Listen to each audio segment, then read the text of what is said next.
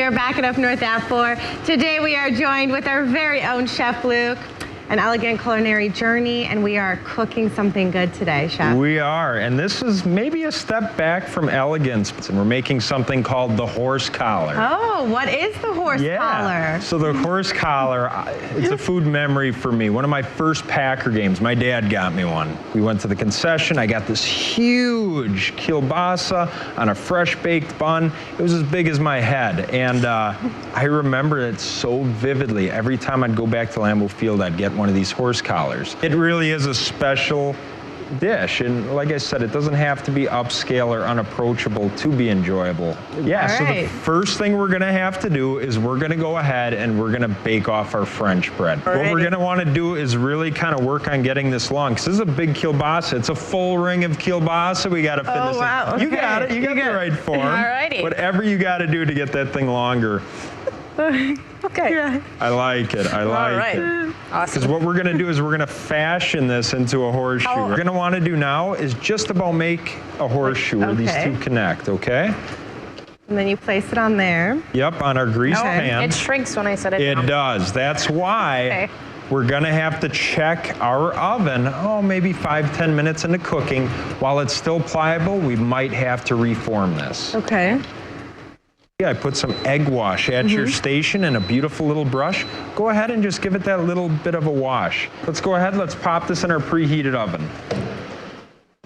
You can set a timer at home, but as you remember, Agnes, we're kind of just cooking to what we're looking for visual-wise or temp-wise in most cases. We don't cook to time, so just keep an eye on that. Okay.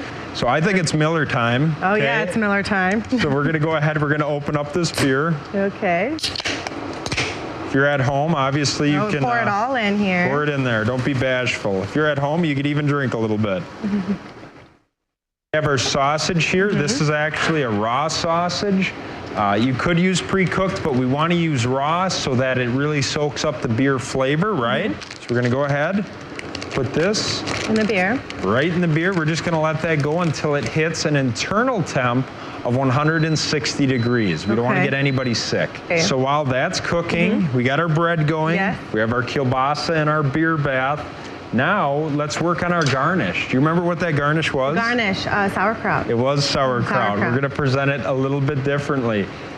This is nothing special but Frank's kraut from the grocery store. You don't need crazy ingredients all the time, right? We went ahead, we drained all of the juice from the can, and we're not done yet.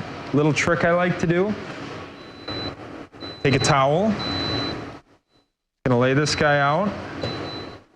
Don't use your wife's good bath towels. Let's be smart about this. We don't want an argument before the Packer game. Just gonna dump this right out. Okay, onto a towel. Onto a towel, you bet. Now what I'm gonna do is I am going to take the ends, almost like one of those old-time taffy candies, and I'm gonna twist, okay? And a lot of times it's good if you have a towel below it, because there is a lot of juice in this kraut. So you wanna just sprinkle it all around, okay? And if you have too small of a pan, put another pan on the stove. It's not gonna cost you anything. Just try to get this kraut spread out so it's all getting surface contact. It's a very easy, fast meal to make at home when you're hosting a game, right? Having family, friends over. 100%. That's what I do when I have a football party at my house, horse collars. So it's kind of neat to pass this one along to the households at home.